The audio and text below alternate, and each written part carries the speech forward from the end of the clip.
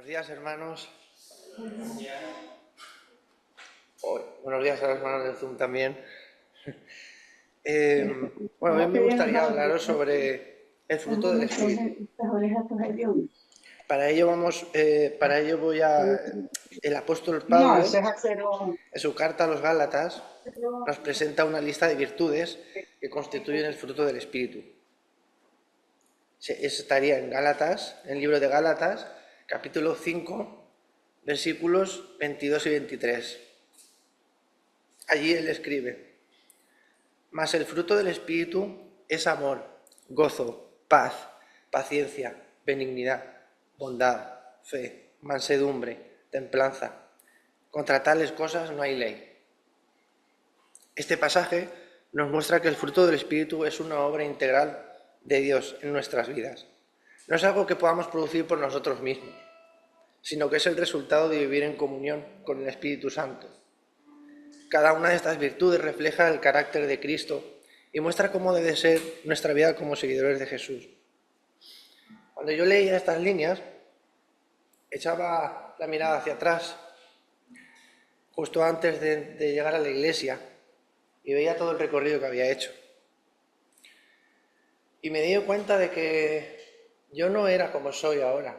He cambiado muchísimo y hay muchas cosas que a lo largo de todo este recorrido, pues me han mejorado muchísimo como persona, me he desarrollado muchísimo, pero yo sabía que tenía como una semilla. Antes de llegar aquí, habían cosas que yo ya me diferenciaba, ¿no?, de otras personas, que las tenía ya ahí desde los 12, 13 años, cuando todavía no tienes mucho conocimiento, ¿no? Pero habían cosas que ya las tenía claras, como el sentido de la justicia, saber lo que es justo, lo que es correcto, lo que está bien y lo que está mal.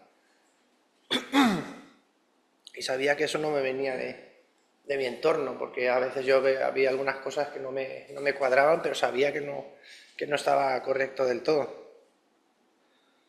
Por eso creo que este tipo de cosas, como estoy aquí diciendo que no son cosas que podamos producir por nosotros mismos, son cosas que Dios ya nos pone a nosotros, y los tenemos ya de por sí, y creo que eso era una semilla que Dios plantó ahí, para que luego cuando llegue a la iglesia, a partir de ese momento empezase a desarrollarlo todo y llegara a un punto en el que todo explotó, ¿no?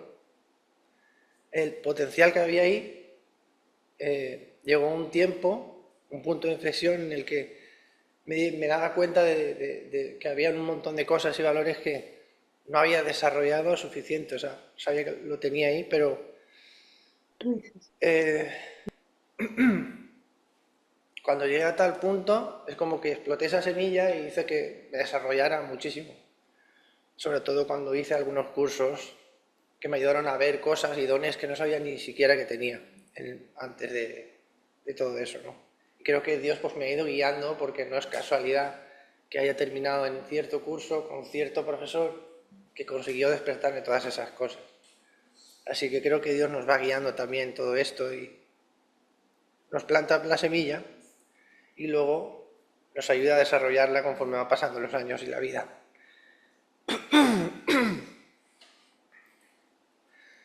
Por lo tanto,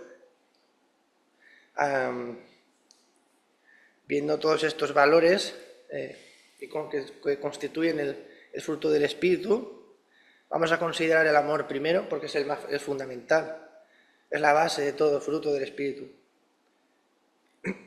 Jesús nos enseñó que el amor es el mayor mandamiento, y eso está en Mateo, en el libro de Mateo, en capítulo 22, en versículos 37 al 39, que dice así: Jesús le dijo: amarás al Señor tu Dios con todo tu corazón y con toda tu alma y con toda tu mente. Este es el primero y grande mandamiento. Y el segundo es semejante: amarás a tu prójimo como a ti mismo. Un amor que no solo se expresa hacia Dios, sino que también hacia nuestro prójimo. El amor de Dios en nosotros nos impulsa a amar a los demás, con un amor sacrificial y desinteresado. Qué difícil es esto hoy en día. Un amor sacrificado y desinteresado. Es muy complicado. Luego, las siguientes virtudes son el gozo y la paz. El gozo es una alegría profunda que no depende de las circunstancias, sino de nuestra relación con Dios. La paz, por su parte, es la tranquilidad del corazón que viene de confiar en Dios, incluso en medio de las tormentas de la vida. A pesar de que no es fácil, debemos seguir teniendo fe y ahí de la importancia que tiene. Luego tenemos la paciencia, la benignidad y la bondad. La paciencia nos permite soportar con calma las dificultades y esperar en los tiempos de Dios. Otra virtud totalmente complicadísima. Los tiempos que corren, que hay tanta impaciencia y necesitamos todo ya. Es muy difícil y es una virtud muy buena. Luego está la benignidad y la bondad. Nos llevan a tratar a los demás con amabilidad, buscando siempre el bien del otro. Esta también es otra virtud que hace muy buena falta. Mucha buena falta en esta sociedad donde hay mucha crispación y es difícil de que la gente se porte bien con otra. Hay mucha gente que sí, pero hay mucha crispación, solo hace falta ver los comentarios y bueno. La fe en este contexto se refiere a la fidelidad, ser confiables y firmes en nuestra relación con Dios y con los demás. La mansedumbre, por otra parte, es la humildad y la disposición de ser enseñables. También importante porque tenemos que estar constantemente aprendiendo en el día a día.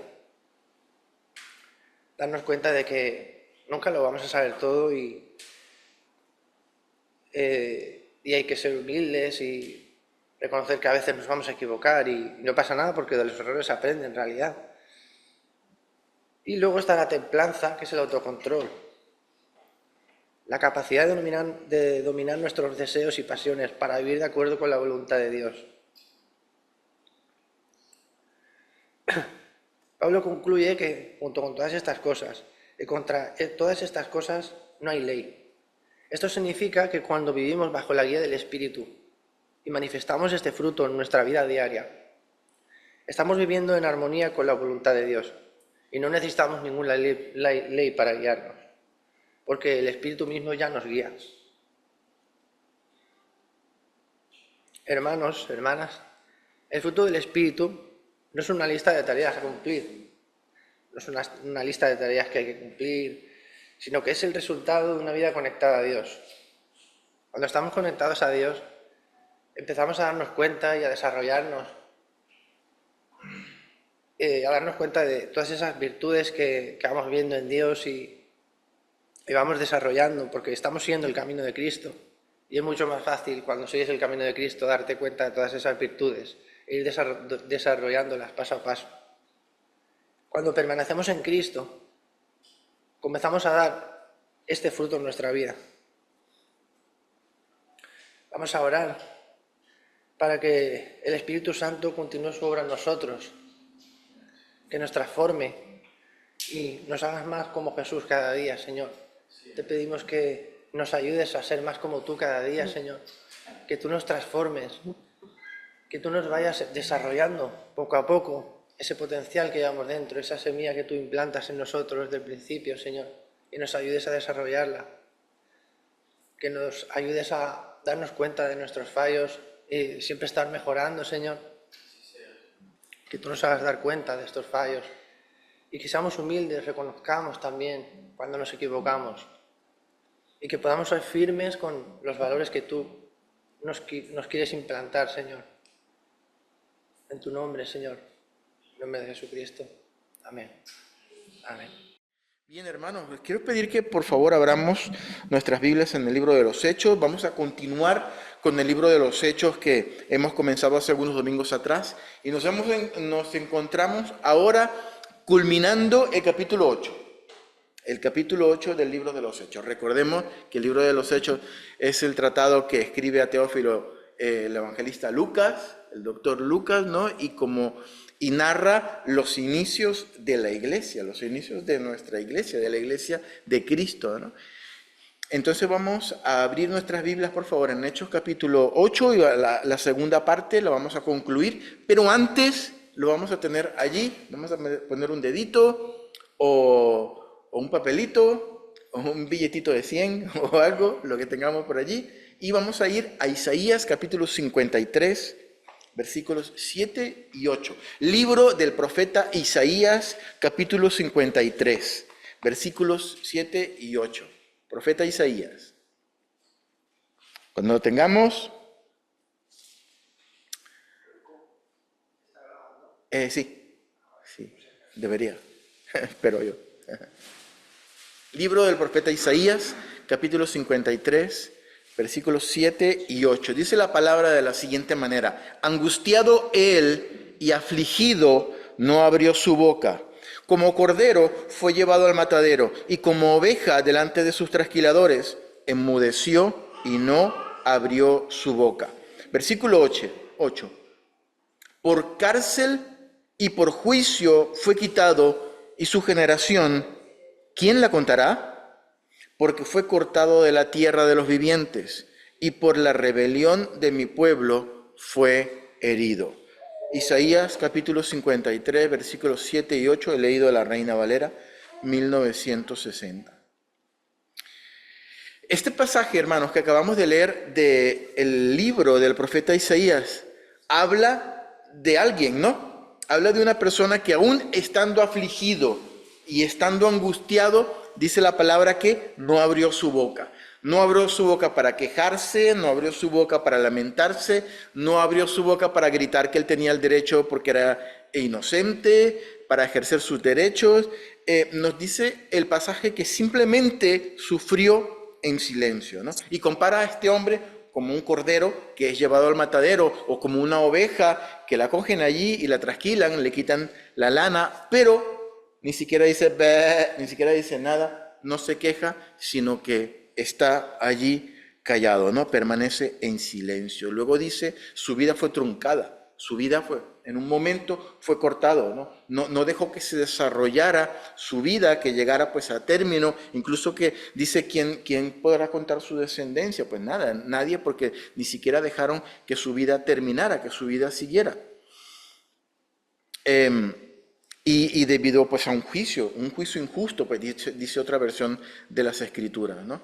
Y todo esto fue a causa de un pueblo rebelde, ¿no?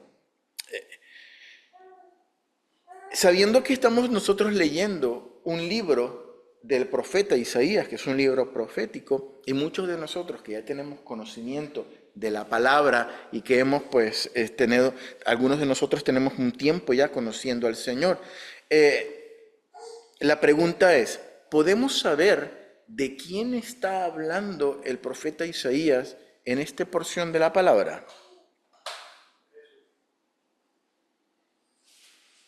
¿Sí? ¿Alguien tiene alguna duda de quién está hablando el profeta Isaías aquí? ¿O no sabía? Yo creo que la mayoría de nosotros podemos hilar rápidamente, pues la profecía. ¿Se recuerdan que Jesús, cuando estaba en el juicio, le preguntaban y no abría su boca? Y fue un juicio injusto, y su vida terminó antes de tiempo. Y ahí está el profeta Isaías, ¿no? Diciendo que como un cordero fue llevado al matadero, ¿no? Lo está comparando pues con un animalito que va allí y da su vida para que otras personas puedan comer y para que otras personas puedan bendecir su vida pues a través de eso. Y no abrió su boca, enmudeció, a pesar de que era inocente, no abrió su boca. Y yo creo que la mayoría de nosotros podemos llegar rápidamente a esa conclusión, ¿no? Dejamos allí ese capítulo, ese pasaje de Isaías, y regresamos al capítulo 8 del libro de los Hechos, ¿no? Y aquí nos encontramos todavía el foco puesto sobre uno de los siervos de la iglesia, que lo vimos la semana pasada. ¿Se acuerdan cómo se llama? ¿De quién estaba hablando Hechos capítulo 8? De Pablo, de Esteban, de Pedro. de Cristo. ¿No? Estaba hablando de uno que empieza por F. Felipe. Estaba hablando de Felipe. Acuérdense que Felipe había ido para Samaria a predicar la palabra del Señor. ¿Por qué había ido para Samaria? ¿Por qué? Porque hubo una persecución. Después que muere Esteban, apedreado, comienza una persecución por parte de los judíos a la iglesia. No le gustaban a los cristianos. Los judíos odiaban a los cristianos porque estaban diciendo que Jesús era Dios, que era el Mesías, que había que adorarlo, que tal. Eso chocaba con las enseñanzas de los judíos y comenzaron, y para ellos eran blasfemos, eran personas que estaban hablando mal de la palabra, mal de Dios. Entonces empezaron a perseguirlos, a meterlos en la cárcel, a pegarlos. Le veían por la calle y les hacían bullying, le decían cristianos, cristianos, no, y le pegaban y le daban patadas y los perseguían, no los querían. Muchas personas comenzaron a irse de Jerusalén a otros lugares, pero leíamos que mientras las personas se iban a otros lugares, iban predicando el Evangelio, ¿no? Y el Evangelio se iba expandiendo.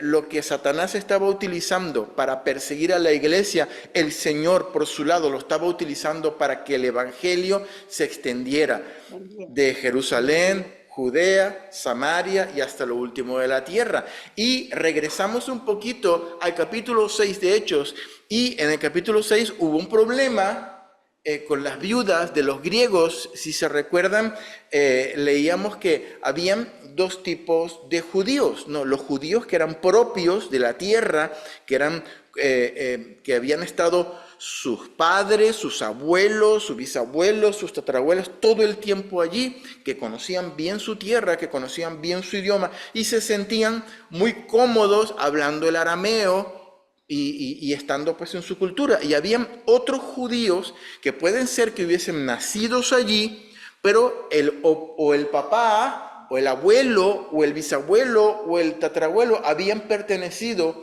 estado en el exilio en otras naciones. Y el imperio anterior al imperio romano fue el imperio griego, y el imperio griego se encargó de helenizar el mundo, de enseñar al mundo, más o menos como hoy en día con el inglés, ¿no? Que hoy en día pues la mayoría de las personas, si queremos entender algunas cosas, hay que hablar inglés. Si queremos pues ir a otro país, si vamos a otro país donde no habla nuestro idioma, pues con el inglés nos podemos defender, ¿no? Y la mayoría de las personas lo entienden. Pues en ese tiempo ocurría lo mismo con el idioma griego. De hecho, las personas cultas, las personas que estudiaban, lo hacían en griego, y la mayoría de las personas que tenían cierto grado de educación lo hablaban bastante bien. Eso era lo que pasaba en ese tiempo. Y habían algunas personas que llamaban judíos helenizados, que eran judíos cuyos abuelos, padres, tatarabuelos habían vivido en esas regiones donde había una fuerte presencia del griego, y ellos se sentían más cómodos hablando en griego, tenían sus sinagogas en griego, aún siendo judíos con sangre judía, ¿no? No había ningún tipo de discriminación entre ellos porque todos entendían que eran judíos, pero simplemente que por sus raíces se sentían un poco más cómodos.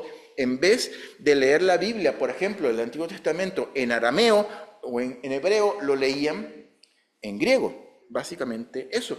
Y si se recuerdan, los que estaban desatendidas eran las viudas de los judíos griegos, ¿no? Que no les estaba llegando el alimento que recogían con las ofrendas de la iglesia y todo eso.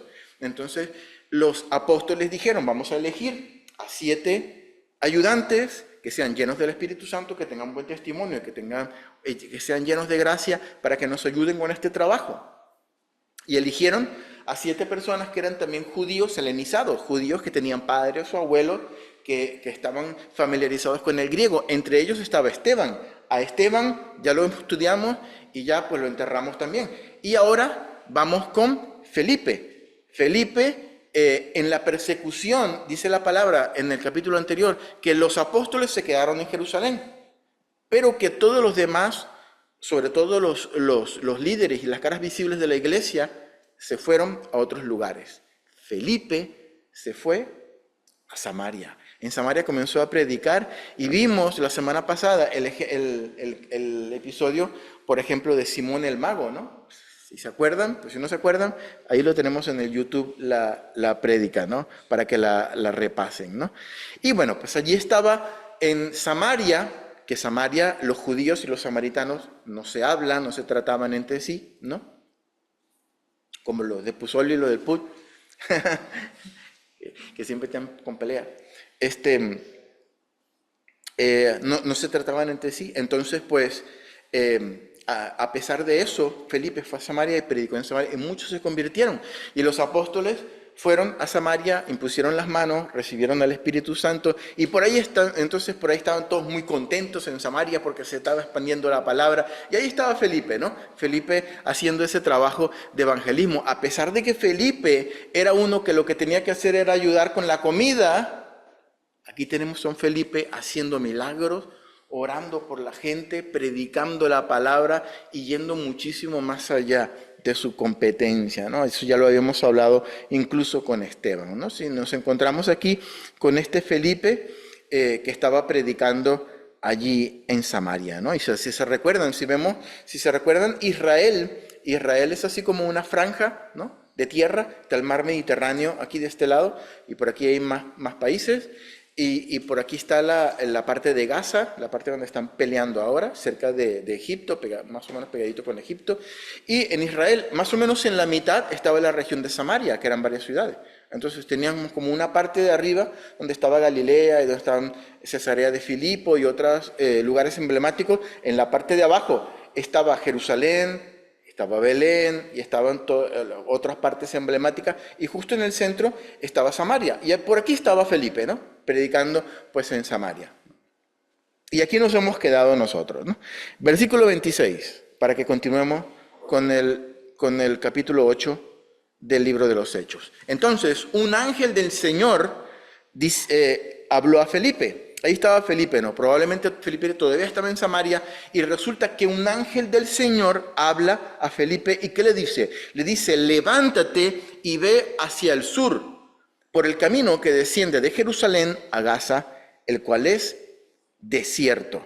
Pues allí estaba, en el centro de la franja, de donde es la tierra de Palestina, allí estaba probablemente, y le dice, Felipe, vete para el sur.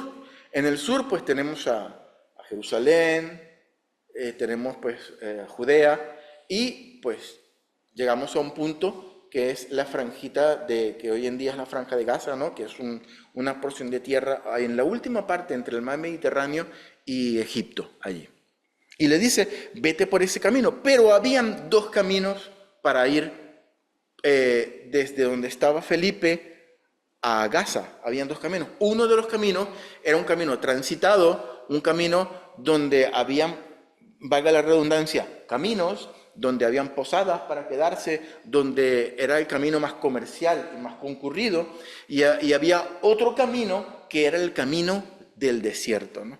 Un camino pues muchísimo menos transitado, muchísimo más peligroso, muchísimo más complicado, con sol, con desierto, pues no había ningún lugar para quedarse, nada, pues había que caminar y había que atravesar prácticamente todo un desierto para llegar de Jerusalén a Gaza, ¿no?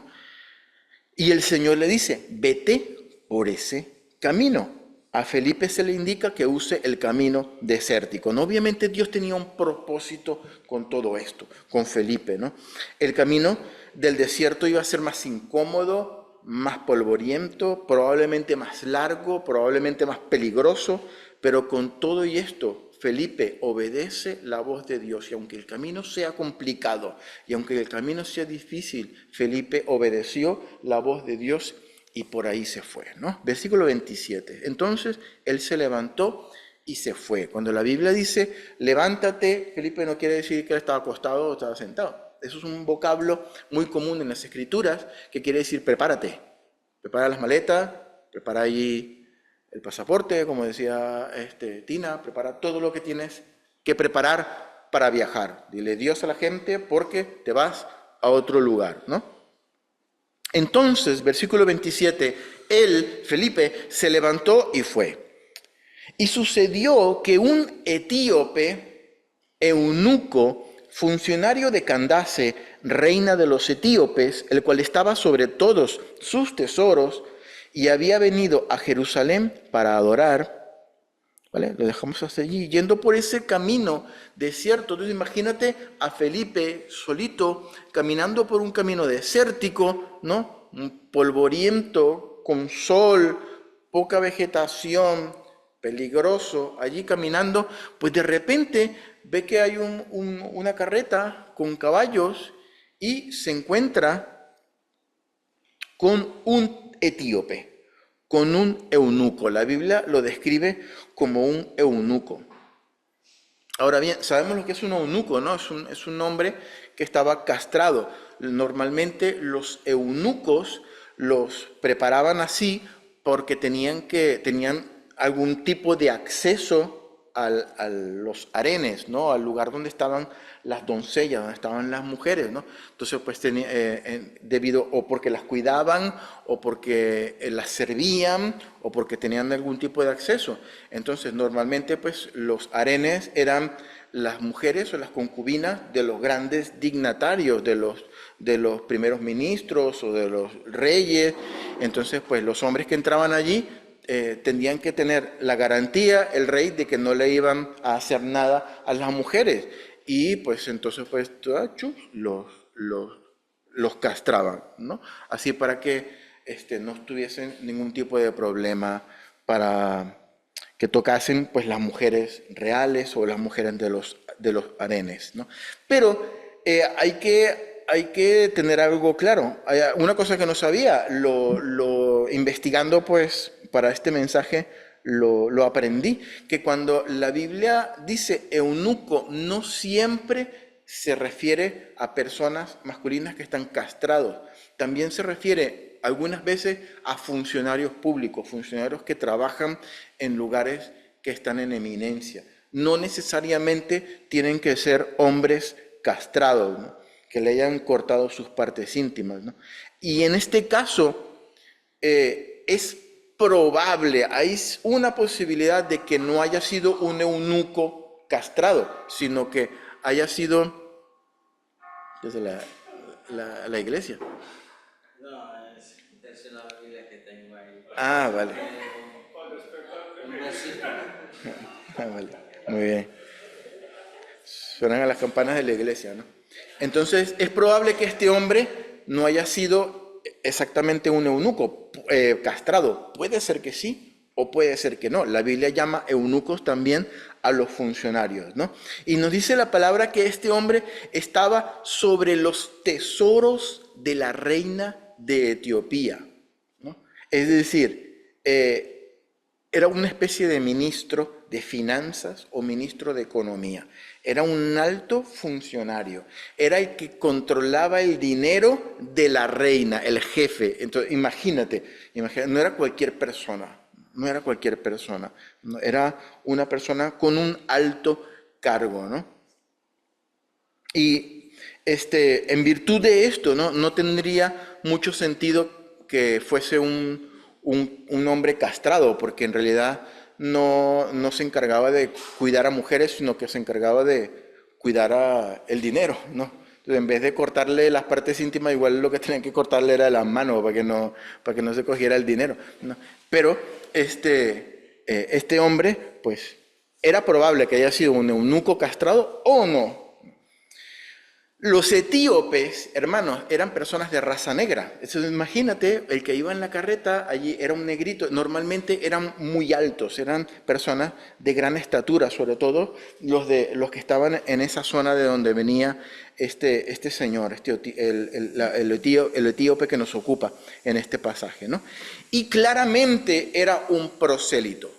¿Se recuerdan lo que significa ser un prosélito? Un prosélito era una persona que no era judía, que tenía otra nacionalidad, que vivía en otro país y que había nacido en otro país, pero que practicaba la religión del judaísmo.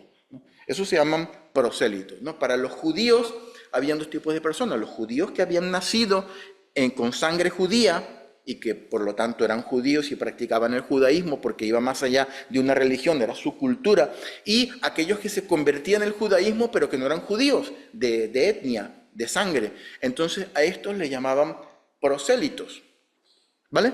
¿Sí me entendéis, no?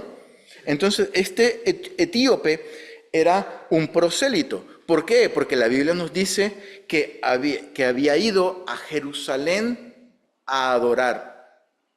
Entonces, de Jerusalén estaba regresando, ¿no? Ya había estado allí en el templo y imagínense, si ven un mapa, ir de Etiopía a Jerusalén es lejos, ¿no? Etiopía está prácticamente en la parte central de África, entonces tiene que pasar Etiopía, lo que hoy en día es Sudán, o pasar por el mar, también podría hacerlo.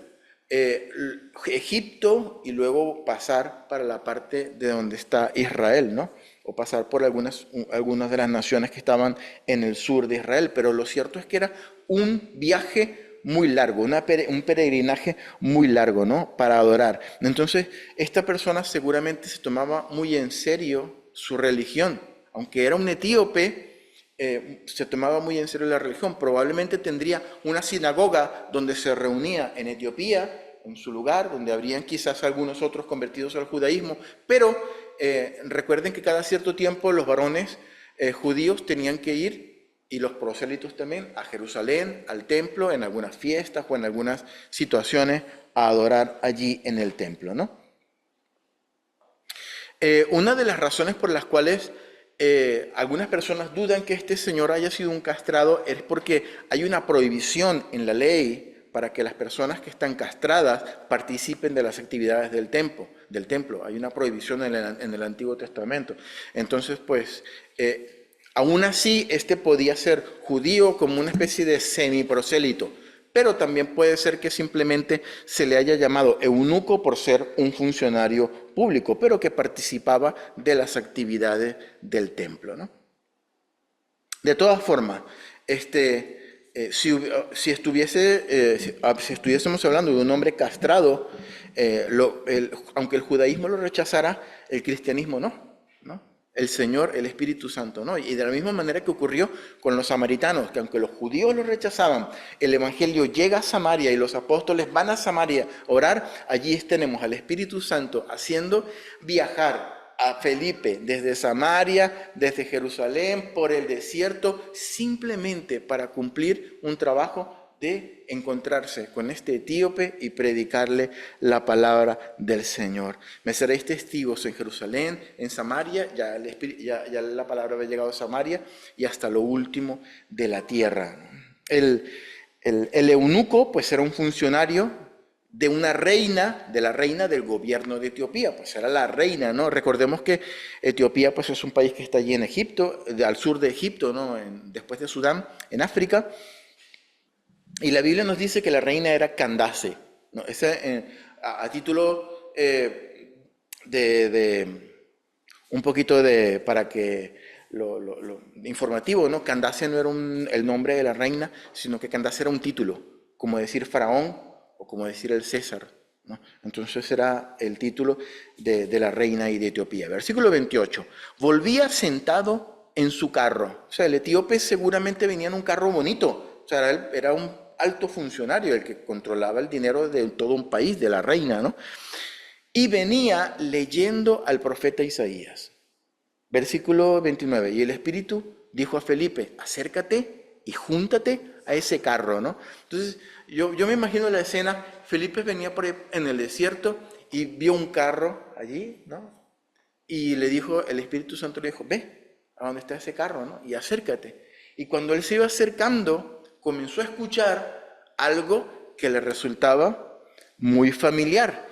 En ese tiempo, hermanos, no solamente los judíos, sino que la mayoría de las personas, era como una costumbre, cuando leían, se leía siempre en voz alta. No es como hoy en día que leemos en silencio, que podemos leer con nuestra mente.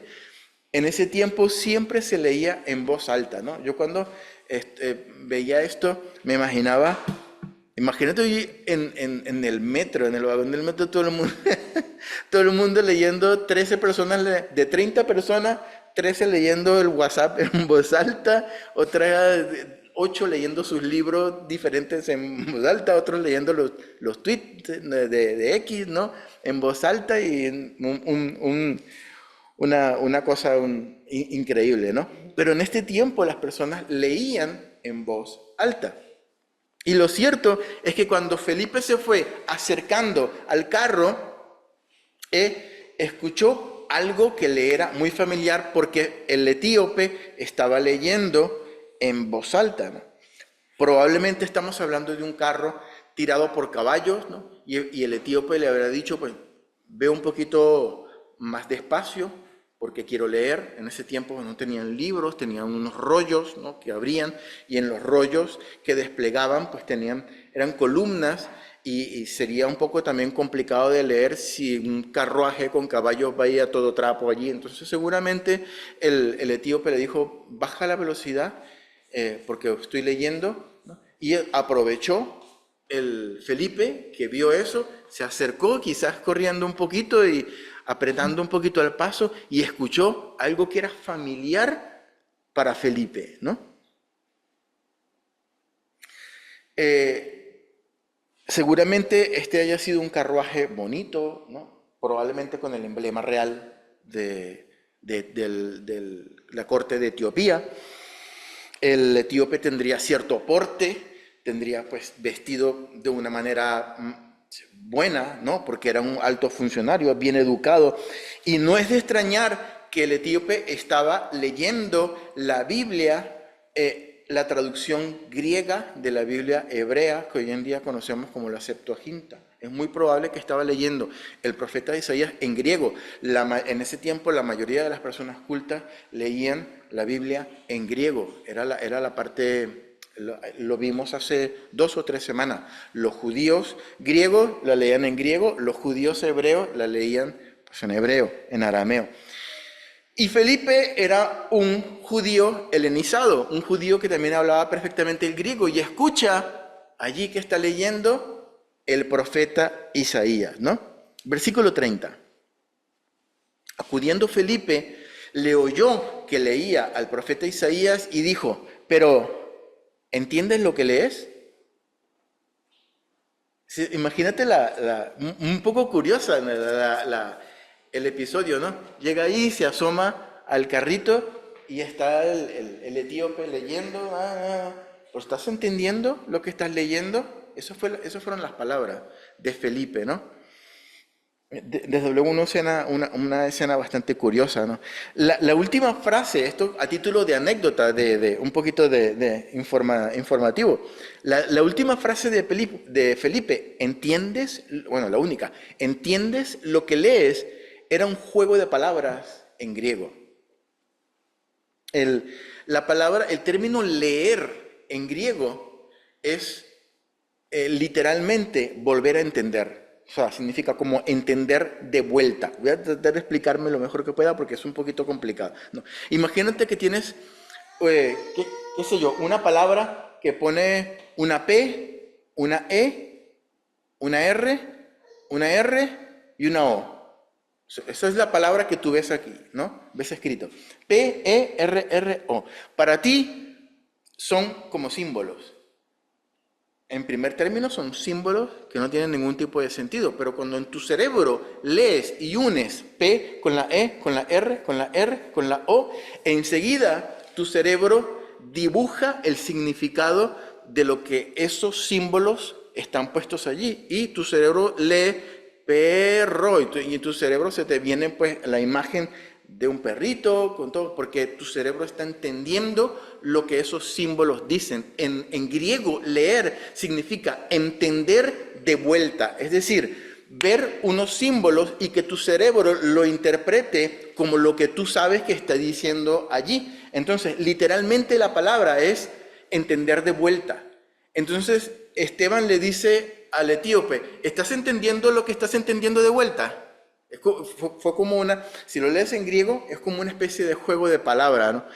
Un poco curioso. ¿Estás entendiendo lo que estás entendiendo de vuelta? ¿No? Pero en realidad lo que quiso decir, ¿estás entendiendo lo que estás leyendo? Y la respuesta del etíope fue, versículo 31, ¿y cómo podré si alguno no me lo enseñare? Es decir, el hombre estaba leyendo, no estaba entendiendo absolutamente nada de lo que estaba leyendo, ¿no? Y rogó a Felipe que subiese y se sentara con él. Versículo 32. Y el pasaje de la escritura que leía era este. Lo leímos al principio. Isaías capítulo 53. En ese tiempo no existían capítulos y versículos, pero lo sabemos porque lo está nombrando el etíope. Dice, como oveja a la muerte fue llevado, y como cordero mudo delante del que lo trasquila, así no abrió su boca. Versículo 33, en su humillación no se le hizo justicia, mas su generación, ¿quién la contará? Porque fue quitada de la tierra su vida. Respondiendo el eunuco, dijo a Felipe, te ruego que me digas, ¿de quién dice el profeta esto? ¿De sí mismo o de algún otro? El relato bíblico parece indicar que el etíope le dice a Felipe, súbete, ¿no? Y él se sube y se sienta ahí con él en el carro, ¿no? Mientras van andando, ¿no? Y el etíope le dice, esto es lo que yo estoy leyendo. Y le narra Isaías 53 y le pregunta, esto que dice aquí, de esta persona que está hablando, ¿quién es? ¿Está hablando el profeta de él mismo porque le va a pasar eso al profeta o está hablando de otra persona? Explícamelo, por favor, le dice el etíope. Hay ciertas diferencias en algunas frases porque allí está leyendo la traducción de la Septuaginta o la Biblia de los 70, que ya hemos hablado de ello, ¿no? El etíope pregunta eso porque habían varias interpretaciones de ese pasaje. Habían unas interpretaciones de hace muchos años, unas interpretaciones tempranas, donde decía que allí estaba hablando del Mesías. Pero habían unos rabinos más modernos, unas interpretaciones más modernas que decía que aquí el profeta estaba hablando de él mismo. Entonces el etíope estaba confundido. ¿De quién está hablando el profeta? ¿De él o de otro? Y aquí Felipe encuentra la oportunidad, queridos hermanos, perfecta ¿para qué? Para pedirle que lo lleve, ya que estamos con los carros, para pedirle ofrenda. Mira que tú eres tal, mándame una ofrenda. Para predicar el Evangelio de Jesucristo. No perdió la oportunidad. Dice el versículo 35. Entonces Felipe, abriendo su boca y comenzando desde esta escritura, aprovechó el pasaje del profeta Isaías como base y como punto de partida. Versículo siguiente, le anunció el Evangelio de Jesús. No perdió la oportunidad de predicar la palabra. Y yendo por el camino, dice el versículo 36, llegaron a cierta agua. Eso quiere decir que llegaron o a un riachuelo, o a un río, o a un estanque, o a una pequeña laguna mientras estaban. Y el eunuco le dice, aquí hay agua, ¿qué impide que yo sea bautizado? Es evidente que durante el camino, Felipe no solamente le contó el Evangelio de Jesucristo, sino que comenzó a hablarle acerca de la ordenanza también del bautismo. Entonces imagínate cómo iba de emocionado ese etíope escuchando las palabras del Evangelio, entendiendo, porque Felipe le estaba explicando, mira, lo que tú estás leyendo aquí habla acerca del Mesías prometido, y le habló cómo Jesús estaba frente a Poncio Pilato y no abrió su boca, todo eso como concordaba con la profecía. Yo me imagino al etíope, wow, así como le explotaba la cabeza, entendiéndolo todo. Y también el Señor Jesús dijo que nos bautizáramos en el nombre del Padre, del Hijo y del Espíritu Santo. El bautismo, sí, ¿qué es eso? Pues es una inmersión en agua donde representa el lavamiento del cuerpo y el lavamiento de los pecados, que es una ordenanza que nos dejó el Mesías. Y por ahí estaban pasando por un riachuelo. ¡Ahí hay agua! ¡Ahí hay agua! ¿Qué impide que yo obedezca esta ordenanza de Jesús de bautizarme?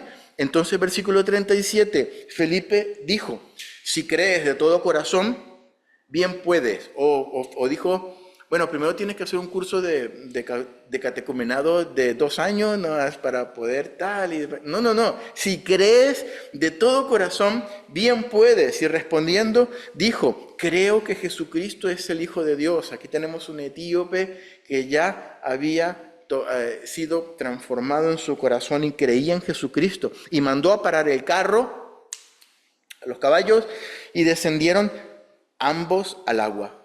Y Felipe y el eunuco le bautizó. Bueno, yo digo caballos porque me imagino que iban caballos, pero igual iban unos otros siervos allí con palitas allí cargando. No sabemos, ¿no?, qué era lo que pasaba allí. Versículo 39.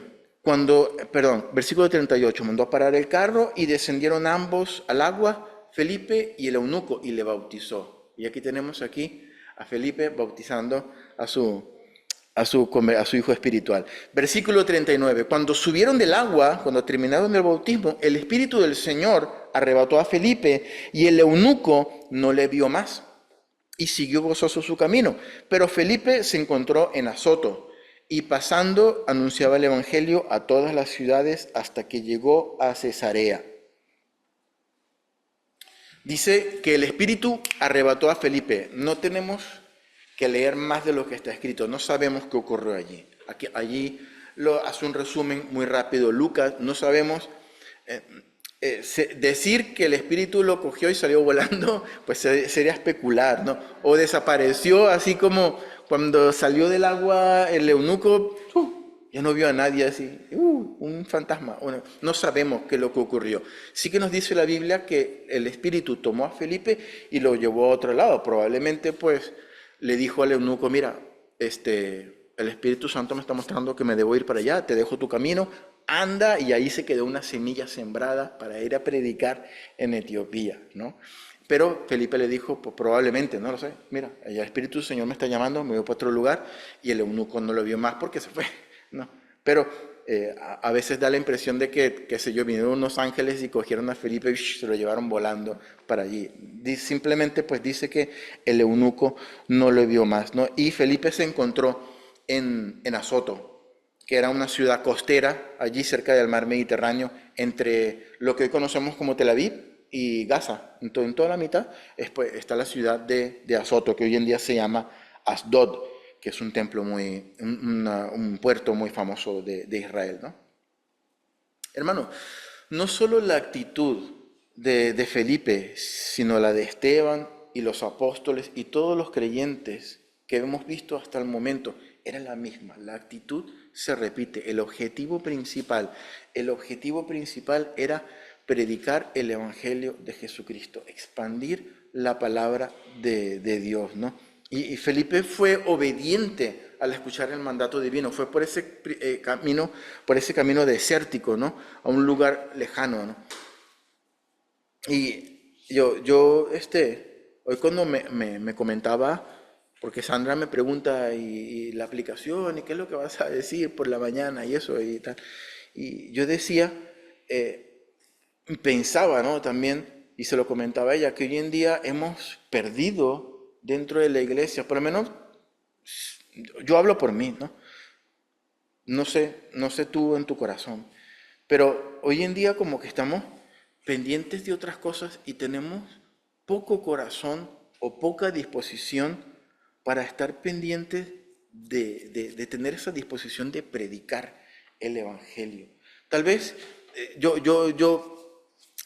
yo me revisaba el corazón, yo decía, mira, si a mí me preguntan, pues claro, que yo voy y le hablo y le digo. De hecho ha ocurrido, ¿no?, que estamos alguien me pregunta algo y yo, ay, qué buena oportunidad para predicar la palabra, y le digo, mira, pasa esto y esto y esto y esto. Pero ¿qué pasa si nadie nos pregunta? ¿Qué pasa si todo transcurre como en el día a día? ¿Cuándo fue la última vez, hermanos, que en nuestro devocional oramos y le dijimos, Señor, plántame la oportunidad, preséntame la oportunidad?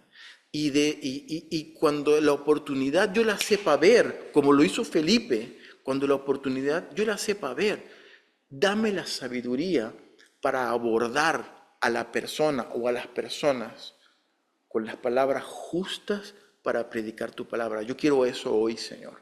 Yo quiero eso hoy. Yo quiero hablarle a alguien hoy de ti. Y el Señor me confrontaba mi corazón, porque yo sí que cuando alguien me pregunta, pues yo digo algo, o cuando sale la conversación en el trabajo, pues yo también meto mi cucharita allí, ¿no? Pero el Señor me mostraba, pídeme sabiduría, porque hoy en día, más que nunca, la iglesia necesita sabiduría para saber cómo hablar el Evangelio, hermanos. Yo creo que nosotros Hoy en día, hermano, estamos viviendo un mundo muy complicado para predicar la palabra. Yo cuando era joven estaba en un, bueno, todavía soy joven, pero cuando era más joven, cuando era más joven estaba en un curso, en un grupo de evangelismo, ¿no? Y me acuerdo que íbamos casa por casa tocando la puerta y cuando nos abrían la puerta predicábamos el evangelio y ay, tú sabes que Jesús murió por tus pecados. Una vez recuerdo que me tocó un sector, eso fue en Venezuela, me tocó un sector, porque los dividían como en sectores, y me tocó un sector que era muy bonito, era como clase media alta, ¿no? Y era complicado porque cuando llegaba había una pared con la entradita y tenías el aparatito que tenías que llamar, por favor, con el micrófono. Si usted qué quiere, predicar la palabra, no, ese de aquí. Y era muy complicado. Y recuerdo que en una de las casas nos abrieron la puerta y entramos y yo creo que iba con alguien más, ¿no? Íbamos en pareja, como los testigos de Jehová. Entonces, y recuerdo que una vez nos abrió una señora y la señora súper receptiva comenzó ay, sí, sí, amén, nos decía. Y yo todo contento, no sé, me crecía, ¿no? Porque yo decía, pues está recibiendo el evangelio y está receptiva y tal. Y la señora, ay, sí, amén, y se sonreía, ay, qué lindo que unos jóvenes como ustedes, pues, sí. Entonces, en ese momento se escuchó una voz detrás, como en el fondo de la casa, esos son evangélicos. Y la señora le cambió el rostro y, gracias, pum, y nos cerró. Entonces tenía un cartelito ahí, nosotros somos católicos, no venga aquí a tal.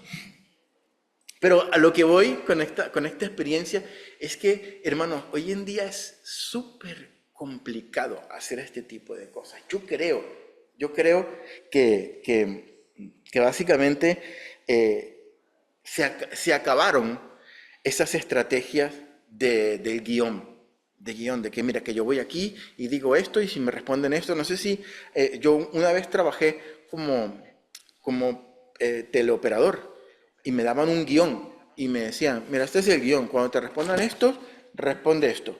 Y si te responde esto, pues tú respondes esto. Y si te dicen esto, pues tú vas aquí. Y si vas aquí, después te devuelves aquí y lo vuelves hasta el punto de que envuelvas a la persona hasta que te diga que sí. Y tú hagas la venta, ¿no? No sé si a ti te ha pasado que a veces estás hablando con uno de estos que quieren, no, tengo un plan telefónico mejor para ti, tal, qué sé yo, ¿cuánto pagas tú? Yo pago tanto. Ah, pero mira, yo te voy a dar tanto y tanto. Sí, pero es que no estoy tan interesado. Sí, pero es que, mira, tal y tal y tal, pero aparte de esto te voy a dar esto y esto y esto, y el fútbol y la cosa. Y tal. Sí, pero es que no estoy interesado. Y al final te dicen una frase, a mí me ha pasado mucho, es que tú no estás interesado en ahorrar. Entonces, esa frase, respóndele lo que tú le respondas, vas a quedar como un tonto, porque si le dices, sí, sí estoy interesado en ahorrar, pues entonces cómprame lo que te estoy ofreciendo, ¿no? Y si le dices, no estoy interesado en ahorrar, pues ¿cómo? ¿Quién no va a estar interesado en ahorrar? ¿No? Entonces te ponen esas frases para captarte, y yo creo, hermanos, yo creo que el molde, que el tiempo para predicar la palabra, con el molde, con la hojita, con ese tiempo ha pasado. Ahora necesitamos sabiduría de lo alto para predicar más que nunca la palabra del Señor. Porque ponte con una guitarrita en la plaza y con un megáfono y a la media hora pues estás allí en la policía porque te tiraron, te hicieron una denuncia. Antes podíamos hacer ese tipo de cosas. Hoy en día es súper complicado. Probablemente aquí en el pueblo aún pues lo haces una media hora y te vas rapidito y la gente no se entera. Pero vete al ayuntamiento de Valencia.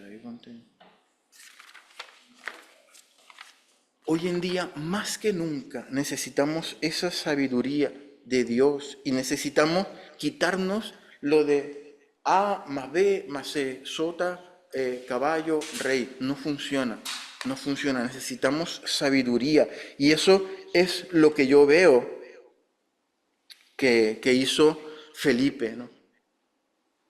Cuando se encontró con él, Dios le dio la oportunidad y él simplemente dijo, ¿entiendes lo que lee? Yo creo que sí, el etíope le hubiese dicho, sí, sí entiendo. Ah, ¿me lo podrías explicar?